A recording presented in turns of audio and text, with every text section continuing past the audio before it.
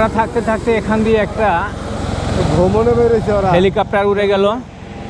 কাউকে নিয়ে আচ্ছা ঘুরে বেড়াইছে। ভাইজান, এইখানে আপনার হলো কোন সময় সবচেয়ে মজা বেশি একটু বলেন।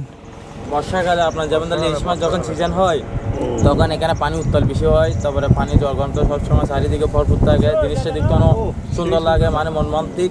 সবাই এসে ঘুরে অনেক মজা করে, মাস্তি করে, যেমন ধরো কেউ পানিতে ঝাঁপ দেয় বা আবার উঠে যায়।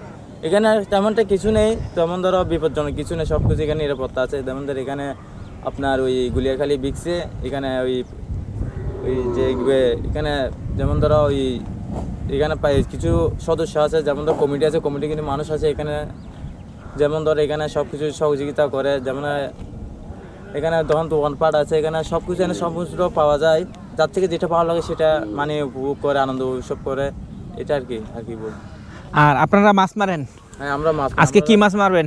আমরা আজকে মারবো যে চিংড়ি মাছ। যেমন ধরো সামগ্রী তো মাছ তখন হিসেব নেই, জালে যেটা বাসে সেটা আমরা আনি, বা যেগুলো লাগানো সেগুলো আমরা ফেলে দিই, যেগুলো মানুষে খায় বা খাওয়া দাওয়ার উপযোগ্য সেগুলো আমরা এনে এদেরকে মানে আমরা উপরে নিয়ে ওইখানে বাজারে বা বিভিন্ন রকম বাড়িতে বা এলাকার মধ্যে আমরা ওগুলো বিক্রি করে ওখানে আমরা জীবনযাপন করি।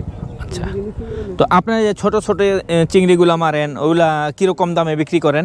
কত করে কেজি এখান থেকে আপনারা বিক্রি করেন? ওগুলো তো যেমন ধরো আপনার একটা সময় লাগে, যেমন ধরো একটা টাইম, একটা অসময় আছে। যেমন সময় মাছ হলে একটু দাম বাড়তে থাকে, আর অসময় হলে একটু কম হয়। যেমন তো মাছ ভালো খারাপ নিয়ে আর কি ওইটা দামাদামি।